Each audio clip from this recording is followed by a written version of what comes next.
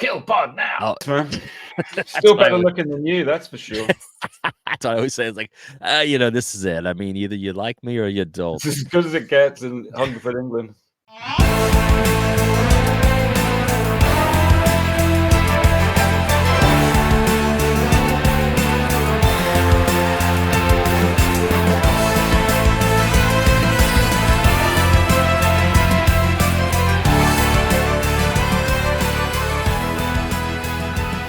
Kill Bond now.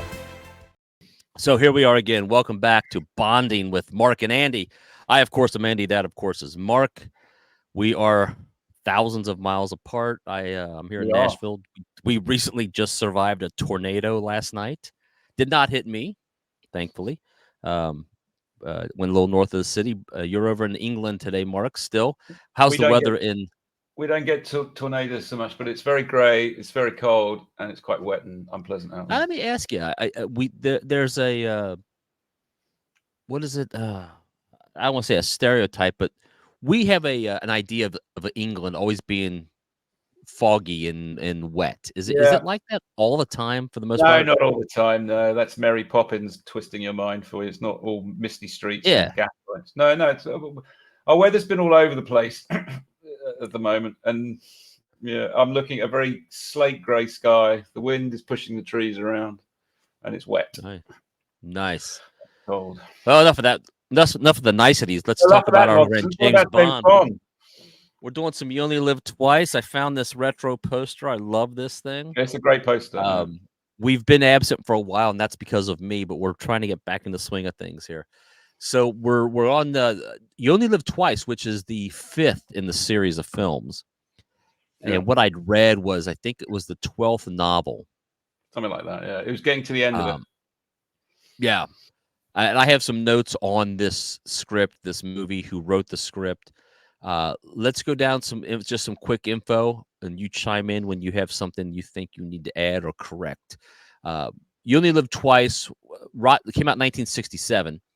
On Rotten Tomatoes, this is currently sitting at 74 with the critics and 68 with the fans. It's a great Bond film, and there are a couple of really big Bondy elements in it that set the tone for things to come later. But it's not one of my favorites. I'll chime in. So we're watching them in order for me.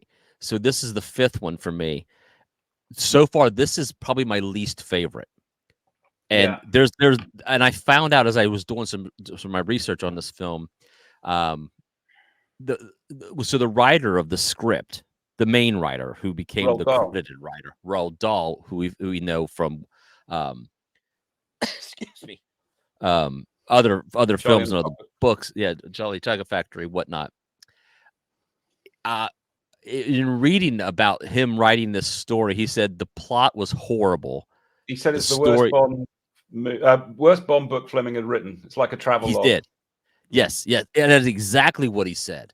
Yeah. And now I'm like, okay, because I'm like watching this and like this script is not. I should say the script was weak. The story was weak in comparison.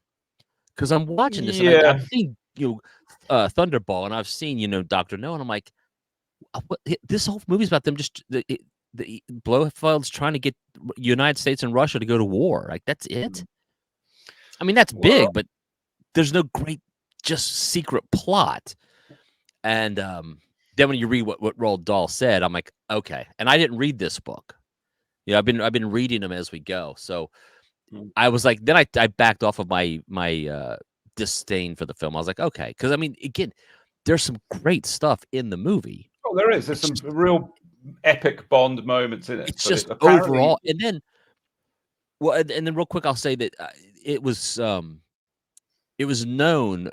Connery, this was going to be his last Bond film, and I've read some reviews where they say you could tell he just wasn't as interested in this movie. The key to what you're talking about there is on that poster behind you. It says Sean Connery is James Bond because his fame by this point was massive. I mean, the sixes were Beatles and Bond and maybe Batman. They were the three. It became why a real was cultural... he leaving? Why was he going out? Do you know why he wanted out? He thought Broccoli and Saltzman were stiffing him for money because Bond by this point was just making squillions, millions. Let's do the numbers.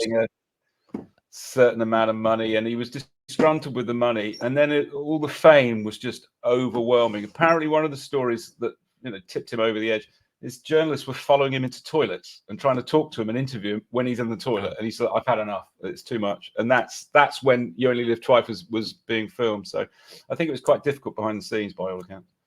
It had to be. He'd had enough of it by then. You think about that. Side note is a lot of people dream of being famous. Growing up as a kid, I want to be a movie star. I want to be an actress. I want to be I wanted to be a rock star. And then you think about, it's because we Mark and I are friends, and we're because of a band called Night Ranger, and I've done some traveling with the guys, and they're not even super famous anymore, but just them going to get a coffee in the morning. Hi, Jack, can I take a photo? It must be hugely annoying. You have to be prepared at all times, and so I kind of get. And with the Beatles, you had 4 of them to share the fame, but with Bond, it's just Connery, and I think by all accounts, he'd had enough of it. And he wanted to do other things. I mean, even Teresa said last night, because we were talking about it, and she saw it, and I had the movie on, and she's like, he was so strikingly handsome. Oh yeah, I was like, yeah. I said, you got to imagine. I mean, this guy's he's handsome. He's got that perfect accent. And he's at the time probably Bond was so huge, and they did say that so this film, the budget was $9.5 million. It grossed worldwide box. The set for the volcano, spoilers, but the set for the volcano at the end was $1 million, which was the budget for Dr. No in the first place. That's how big it had become. And they say you could see the volcano from 3 miles away. The set from Pinewood, which I mean. God, that thing was massive. So yeah, it grossed worldwide $111 million. Like this thing was a juggernaut. But there was it's all. But they said it in Japan. With other Bond movies, it's quite glamorous and he's moving around. Yeah. This one it gets a little bit bogged down because it's in Japan the entire time, which I don't know. Well, I like it. There are some great bits in it. I mean, Little Nelly for a start is worth the price of the ticket alone. But it's not my favorite. This whole thing here is fun. Yeah. An interesting. I have a note on that because I found it funny that, and we're going to jump around. This is not going to go in order, but he's flying this little gyrocopter thing. Gyrocopter. We've got a guy that has got a couple around where I live, and occasionally he flies across, and you can tell when it's Little Nelly because it makes a very peculiar noise. Tiny little thing. Yeah. I hate to go up with one. Not the same as a helicopter noise. No. This is just a little tiny engine, like a motorbike engine on the back of it. But what I found funny, again, these are just continuity things. I look at when I watch films is that he's got no windshield and no glasses on. Yeah. Just flying through the air. Camera on it. Yeah. There's no, like your eyes would be so wet and bloody and dry and all that. But hey, so as we said, the film it had 3 writers in theory. The first the first script was rejected. Second one, guy came in to punch it up. It was basically rejected, and that's when they brought in Raoul, who he didn't necessarily want to do it based on what I'd read, but he's friends with was it Broccoli? Yeah, I think he's friends with one of them, and they kind of called a favor in, and he said, "All right, I'll do it." He'd never written a screenplay, so he didn't know what he was doing. So I give a lot of leeway to that, and I don't think that the screenplay is horrible, but it's just like you said, he had no plot to work with. So I'm not curious to go back. I want to read the book now because I want to see if it's as bad as it comes across. I haven't read the Fleming book, You Only Live Twice, but Blofeld is in Japan, and he's hiding away in a castle, and he's got a poisoned garden of death. That's what goes on in the book. So that's why I think one of the reasons it ended up in Japan. Yeah, and there's none of that in the movie. No, none of it. And then, of course, it's directed by a guy named Lewis Gilbert, who I have some notes on here. Lewis Gilbert, do you know anything about this guy? Yeah, he was it the war movie he did? I can't remember, but he ended up coming back in 1977 to do The Spy Who Loved Me with Roger Moore, which is essentially a remake of You Only Live Twice, but with nuclear submarines.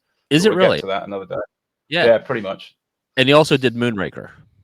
And Moonraker, yeah, which is one of my favorites. I love Moonraker. Okay. But yeah, his credits go for basically something called Reach for the Sky in 1956. That's Sink it. the Bismarck in 1960. Big war Alfie, movies. Educating Rita, Shirley Valentine. These are things that he's known for. I didn't dig deep on this guy because I was just curious because he wasn't the director they wanted originally. They wanted the I think they wanted Terrence Young to come back. I think right, and that was it. And they couldn't. Thunderball, Dr. No, but he couldn't do it, or he didn't want to do it, or something like that. Yeah, and from what I understand is that they approached Lewis Gilbert and said to him, "Hey, you want to be part of this?" And he said, "Okay." And I mean, he did fine. The hard part when you go back and watch these films now, and this isn't just Bond; it's anything from the '60s, is because filming has gotten so much better today. Filmmakers have learned from these guys, but these guys are setting standards. So you have to work so hard to remove your 2023 knowledge and just enjoy the film for what it is. The campiness of some of it, the way the scenes are shot, the cuts, the edit. I'm not ripping on that. To me, the plot was a little weak, and I'm not saying it was horrible. It just was weak. It was just like. But the real joy for me is because I'm a fan of the Austin Powers movies. Oh. And you see where he got so much from this film. You can see it from this film. Yeah, totally. The whole stroking the cat. I mean, the Bond movies had started to get ridiculous. Dr. No from Russia with Love, a straightforward spy thriller type thing. Goldfinger ups the ante a bit with the Aston Martin and the gadgets. Thunderball's even bigger. And then you come to You Only Live Twice, and you've got a villain who's living in a volcano. It's getting a bit dark. Well, and they said that in reading up on this one, that the next film was supposed to be on Her Majesty's Secret Service. That's right, but you need snow for that. It was the wrong time of year, so they went with this one. It was a scenery and climate issue, so they went with this one. So this film felt like it was thrown together. That's what it felt like, and it plays that way.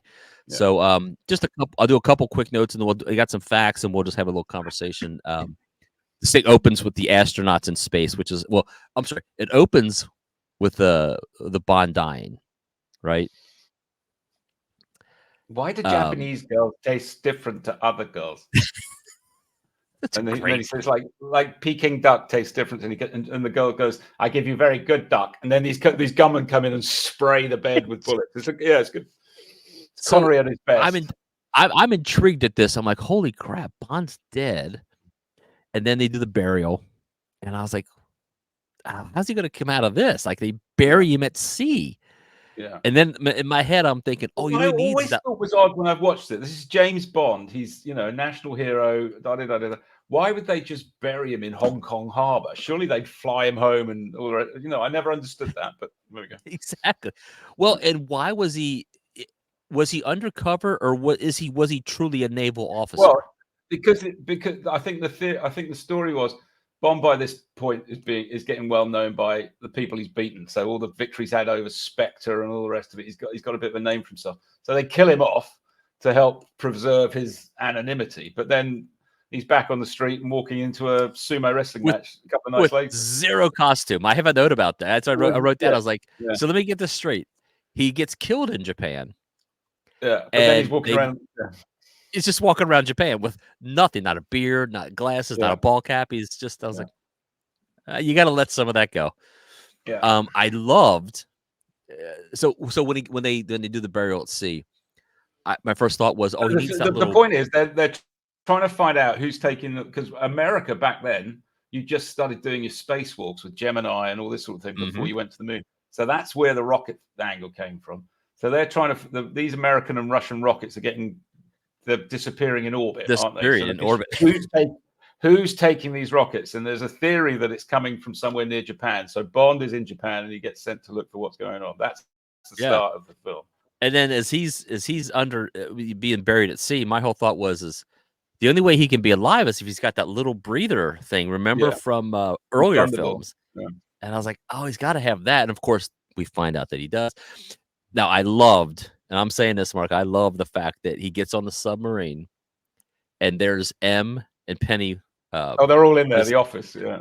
It's a replica in the submarine. I'm like, oh my god, this is fantastic. Yeah, it's just wherever he goes, it's his office. M's office. Yeah.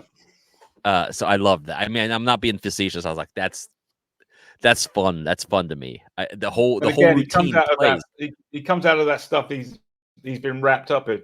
Yeah. And he's in a full naval uniform, completely immaculately dressed in his naval uniform. I quite like that. It looks rather nice. I mean, I don't look that good if I try to dress up, but he's just been submerged. So then we get to the astronauts in space part. We see the first taking of the ship, and again, another just doesn't make sense. Is the guy? He's in the space capsule. He's going to do a spacewalk, and he just opens up the door, steps out. Yeah. No airlock. No, nothing. He just leaves the door open while the other guy's in the driver's seat of the capsule, and I'm like, look, I'm not a genius, but I understand there has to be an airlock for you to exit. Otherwise, he would be sucked out into space. I mean, it looks good though when his cable gets cut and he sort of floats away. It's quite good. Was fantastic. I mean, it's fun. It's a fun movie to watch. So I don't want to say it's bad. It's fun. It just plot is weak. However, let's move on. The title song. Though I didn't love the title song. You think this is a good one though? You're a fan of this one. I Nancy Sinatra. You Only Live Twice. It's in my top 5 Bond themes. I think it's a gorgeous song. And it sounds like Japan, the strings, everything. John Barry wrote it. Nancy Sinatra sang it. And apparently it took 25, what you hear, took 25 different takes to make or something. I think it's a beautiful song. The music worked. I just didn't love the song. And again, as we get through all these, we're going to go back and do an episode where we talk about all the theme songs and we'll rank them how we think they are. By the way, comes in my top 5. Before we move on too far, ranking this film, let's move. Where do you think? I'm on the Rotten Tomatoes site where they have all the films ranked. Where do you think this one falls in the line? It's outside the top 10, I'd say. It's not top 10. Let me find it here. You Only Live Twice. They have it number 12. Yeah, there we go. So you're correct. They have it sitting between License to Kill and The Living Daylights in their ranking. I don't know how you feel about that, but it's not the best by any means. Let's see what they say about it while we're sitting here. The critics' comments or the consensus is this: with exotic locales, impressive special effects, and a worthy central villain, You Only Live Twice overcomes a messy and implausible story to deliver another memorable early Bond flick. It is. It's memorable. The story might be a bit weak in places, but it's got some great moments in it. Well, for me, the highlights of this film were Q and the gadgets. I love it. I'm always excited to see what we're going to get. Little Nelly was fantastic. You and I were talking outside of this about the car. I loved the car. I thought it was a Jaguar, and you were like, GT. That thing is a sweet. Yeah, it's a beautiful car. Very, very. I think it was one of 2 prototypes, and Connery's like 6'4", and that Toyota GT is a tiny little sports car, and they had to cut the top off to get him in it. That's why it's convertible in the film. So was it? Were they made convertible, or they did it for that? I think I've seen shots of them. I've seen shots of a hard top version. I'm not quite sure how it worked, but I know that originally they had to cut the top off to get him in it. He was too big for it. But to me, it looks very similar to a Jaguar. So it's a bit E-type. Yeah. I like that. Very great car. Looked like the car you sent me a picture of the other day. Your British flag car. Oh well, let's not talk about driving. After what's happened to me lately. The other thing I found, just a little note, was so he meets with Henderson, which is his contact person in Japan. Dicko Henderson. And he says to him, as he hands him his martini, he says, "Stirred, not shaken." And I think, so it's just being polite. I think he made. Well, so was that it, or was it? Was the shaken, not stirred? He kind of the other way around. He says that stirred, not shaken, and hands in the drink. And Bond politely says, "Yeah, perfect." But it's the other way. He says it the other way around. Yeah, so in reality, though, because I think we talked in one of the previous movies, he only says it one time, right? The shaken not stirred, or does he only say? I think I'm mixing my notes up. I think he only says Bond, James Bond. Anyway, but that his preference is the shaken not stirred, and I just thought that was an interesting little take on the film or his drink. And it's important. It's a good time to say. Mention the casting process with Bond movies, because you see a lot of actors coming back in Bond films and playing different roles. Charles Gray, who plays Dicko Henderson, Connery's contact in Tokyo, turns up 2 movies later and he's playing Blofeld. He's had reconstructive surgery and now he's Charles Gray. But 2 movies beforehand he was Dicko Henderson. It's strange. Well, do they? So there's no explanation of the changing of Blofelds either, is it? It's just a matter. It's just like when Connery and Bond changes from actor to actor. We just have to buy into it. He's changed his face. There's a whole thing about him changing his face. But yeah, he's the same actor plays this massive role 2 movies later. It always slightly jars with me. Well, speaking of Blofeld, I mean Donald Pleasance, man. Donald Pleasance is excellent. Set the benchmark for movie villains. I mean, and as you say, Austin Powers just absolutely riffs on it. It was so good. It was iconic. But yeah, I mean, I think it's a total homage to it. I mean, he looks at that as like this guy was perfect. Yeah, and he was. Because the story is they got in another actor whose name escapes me. I think he was a German guy, and he was very small, and apparently Broccoli said he looked like Father Christmas. He wasn't menacing enough, so they got rid of him and brought in Donald Pleasance.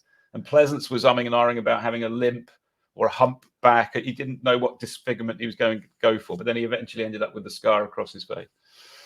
And they got him in, and he's great. He looks great. When he says "kill Bond now," that really he means it. He spits that out. "Kill Bond now." Oh, it's great. Yeah, so the funny thing about this, and this is again where they poke fun at it in the Austin Powers movies, is you have so many opportunities to actually kill Bond, yet you don't take them. You don't do it. Yeah, exactly. You don't do it. Like he's got the lake of piranhas in his lair. At one point, just shove him in. Helga Brandt, that beautiful Spectre agent, has got him tied to a chair, and she's got a scalpel. And she's like, "You like close shaves, don't you?" And she's got to skin him alive. Yeah, and he says to her, "Well, enjoy yourself." I mean, she could have shot him. She could have killed him right there, but no, she gets him on a plane and flies him off, and then traps him in the plane and jumps out. It's just like, why don't you just shoot the guy? It's very odd. Yeah, well, again, if you go back to the Austin Powers movies and Seth Green's character, he's like, "Just shoot him. I got a gun. I'll go. Just shoot him." And he's like, "You don't understand it. You just have to let him go."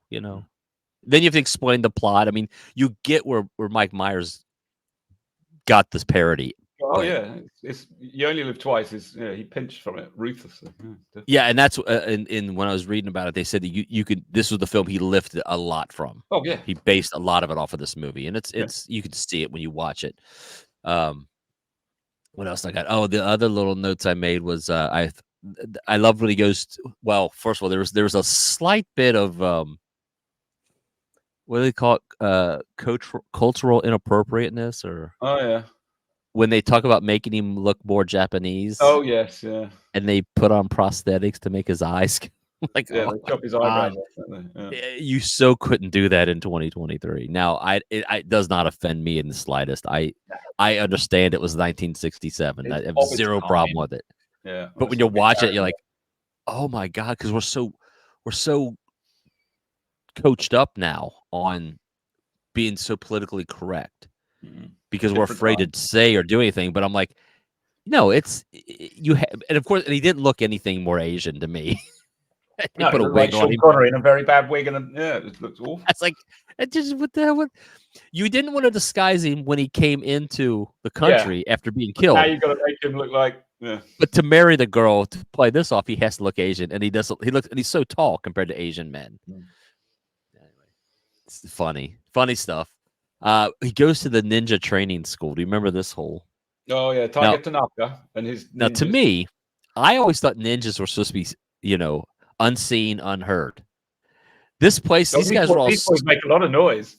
They're screaming and carrying on, and yeah. I'm like, this is the opposite of ninja school, in my opinion. I don't understand any of this. And the fact that like they like announce themselves coming into the volcano, I'm like, that's not what ninjas. I maybe I misunderstand ninja. I thought they're supposed to slide in and you would never know they were there, and they would kill you and disappear. What do I know? Maybe Roald Dahl had a better idea of a ninja's.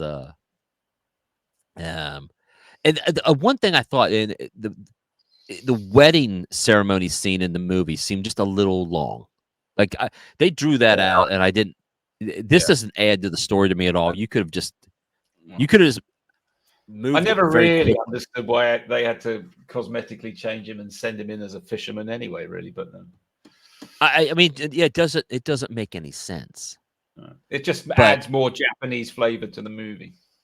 Yeah, and they did say so in some of the facts. Let me jump into this because I don't have a whole lot more to say about the movie. I was entertained. Like I said, out of the 5 I've seen, this would be my number 5. This is my least favorite so far. They rank it 12. I think that's being generous, but I haven't seen all the other films, so I can't. Do you think 12 is an accurate? Yeah, I'd say that's about right. I'd say that's outside the top 10. There are better Bond movies. This has got some great moments in it. Some iconic moments.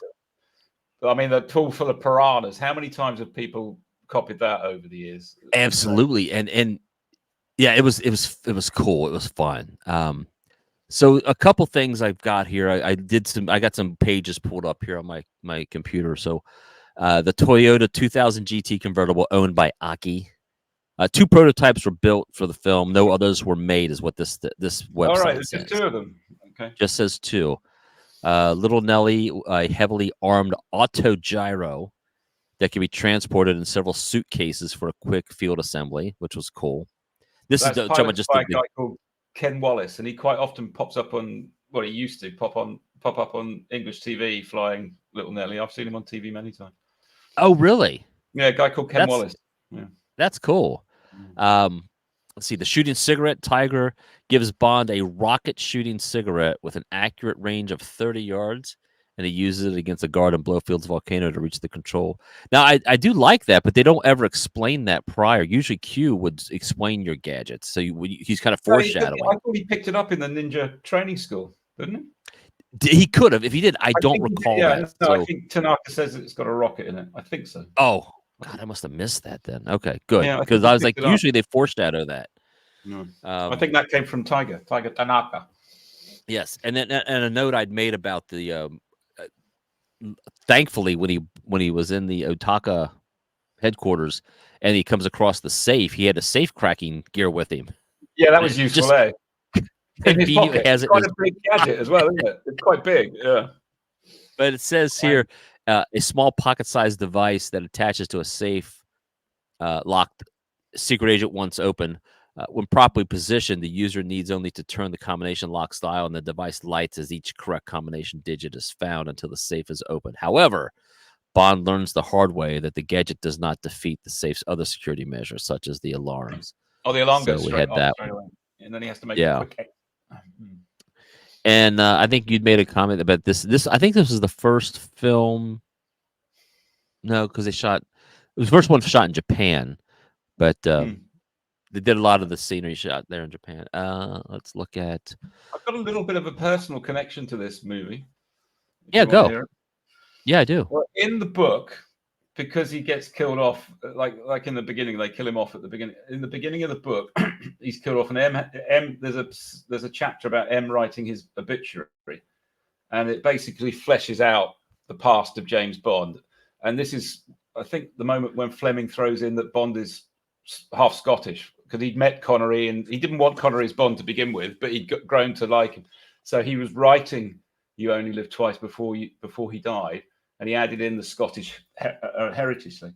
But in the description in the book, it says that Bond's parents were killed in a climbing accident, and he went to live with his Aunt Charmaine. Now, his Aunt Charmaine lived in a little village called Pet Bottom, just outside Canterbury. And in the book, I think it describes it as a house hard to the left, or hard next to the Duck Inn at Pet Bottom. Well, I come from that's my phone. I come from a little village called Littlebourne on the other side of Canterbury, and Pet Bottom was about a 15-minute drive. And they had the pub, the Duck Inn, was one of the first pubs I ever bought a pint in. and it was notorious for its scrumpy cider. The guy, this was like in the late 80s when I was at sixth form college, got my first car, and our school was just up the road from Pet Bottoms, just outside Canterbury. And there were 3 of us at 18 who'd all got cars, and we used to go out at lunchtime, go down to the Duck, get pissed, and then drive back to school.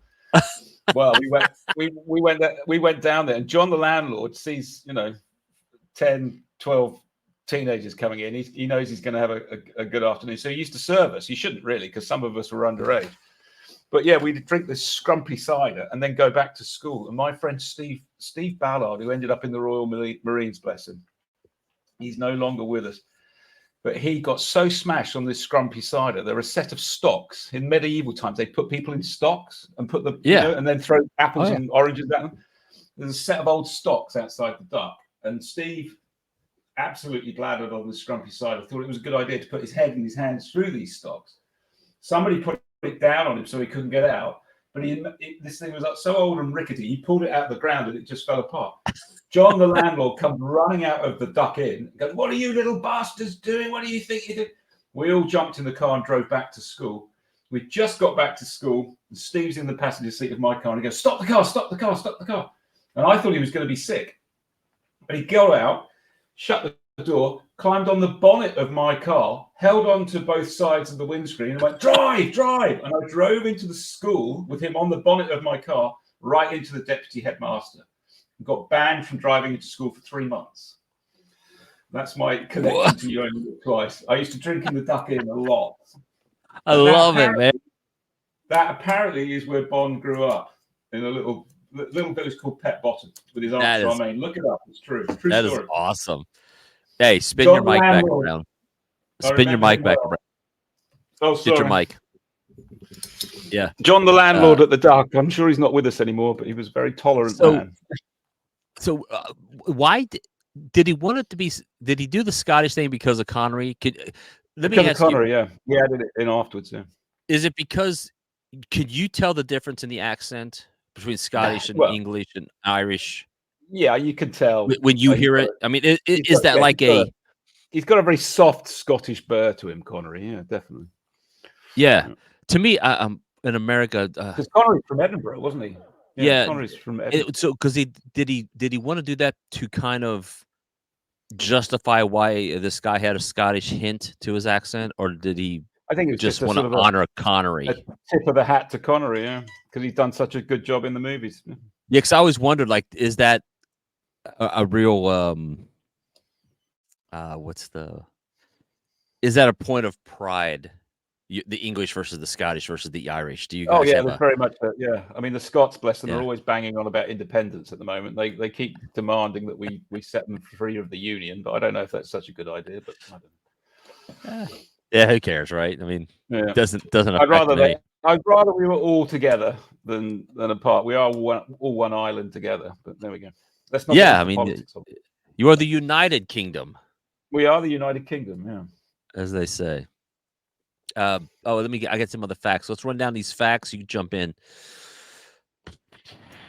Here's what I was getting. So this is the first film to be shot in Japan. I don't know if there's any more that are shot that way, but this was the first one to be shot in Japan. I don't think he's ever been back to Japan, Bond. I can't remember. Yeah. No, I don't think so. This was his 5th appearance, which we previously said, based on the novel, of course, the Volcano Lair set. Let me look. Became one of the most iconic. Yeah, one of the most iconic locations in the Bond franchise. This is where we see Blofeld's iconic look, which you brought up. True, the scar down the side of his face. Is that ever explained? His scar? No, I don't think so. No, it's just something, yeah. And then in the next movie, on Her Majesty's Secret Service, when Blofeld becomes Kojak, Telly Savalas, it's gone. But then the order of the film is different to the books. I don't know. It's Telly Savalas. Oh, I can't wait. I almost watched it last night. Spoilers. Oh no, that's fine. I have no idea who's in the film. Well, I almost watched it on Her Majesty's Secret Service. Connery's gone. They get in George Lazenby, and it's Blofeld on a snowy mountain in Austria, and it's Kojak. He's great. I can't wait. Kojak was so big over here. We need to talk to Tom Chapin because he really rates Christoph Waltz that did Blofeld in the Daniel Craig movie Spectre. But I'm sorry, Tom. Nah, pleasant, Charles Gray, Telly Savalas, and then Christopher Waltz. Yeah, I saw that you had chimed in on a comment on Facebook. No, we need to talk about that, Tom. Yeah, we will endeavor to do that, and that's why I didn't watch. I was going to watch it last night because I'm kind of flipping through, and I'm like, oh, maybe I'll watch another Bond film. But I know we want to spend some time talking about Lazenby, and there's a lot to talk about Lazenby.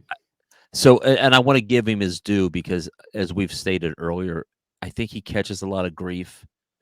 And I think he did a fine job, but that's another day. Yeah, I want to watch it. We'll discuss. So let's scroll through this, but I'm gonna endeavor to get Tom on too, so we can talk about it.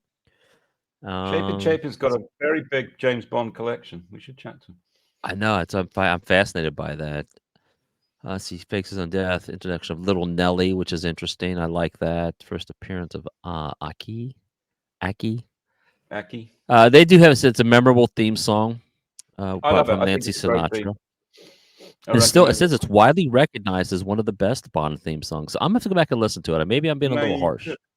It's a beautiful tune. I was a little sleepy when I started the film, so maybe I can blame it on I was tired. Yeah, no, do it again. It's a great song. And the two Japanese actresses that are in the film, please don't ask me their names because I can't remember. I won't. But the one that plays Aki was supposed to play Kissy Suzuki, the other one, and they swapped roles at the last minute, I think. Oh, and they were beautiful women. Yeah, they're beautiful women. Just Japanese. The one thing I love about Bond films is they really do find these stunningly beautiful women. Oh yeah. I mean, again, these films. I mean, they were shot in '67. And I mean, looking back, I mean, still stunning, just stunning women. Well, Karen Orr, is it Karen Orr who plays Helga Brandt, the Spectre baddie, the woman in that? She's stunning, redhead, gorgeous woman. Yeah. She ends up in that Call of Piranhas, which is a shame, but I thought she's gorgeous. I was gonna say also about the theme songs, and this is just me being ignorant to the facts. Is the only Bond songs I knew was the modern ones because that's the era I grew up with. Yeah. View to a Kill, Duran Duran, and stuff like that. Live and Let Die. So to me, those are the ones that stick in my head. Well, yeah, hard to argue with McCartney, but that's why I think I'm Nancy Sinatra, great theme, sings it beautifully. Well, I always give her credit for These Boots Are Made for Walking because I freaking love that song. Yeah, I mean, I know it's cheesy, but I love that was song. Pretty good as well, I've heard. Yeah. Frank, he made it. The kid made it all right. He was all right. We look real quick. I don't want to drag this on any further than we have to. So, influence on future Bond films. You Only Live Twice had a significant influence on future Bond films, particularly in terms of its visual style and storytelling. The film set the stage for the grandiose and iconic elements that would define the franchise for years to come. Yeah, because if you look at that set, the volcano that Spectre is hiding in and sending these rockets up to kidnap the American and the Russian rockets, it's an impressive set. It's enormous. And that's the thing. Bond gets really big. I mean, it was big with Thunderball and Goldfinger, but Bond gets really big with the money. The money is on the screen in You Only Live Twice. Yeah, I mean, it's these massive layers, and I love this, and it's really did set the standard for what we know as evil villains and whatnot. I mean, it just became the mold that people use. Like, have a big layer. The evil person's gonna have this giant, and I love it. Extravagance. So this does say this was Connery's last official Bond film.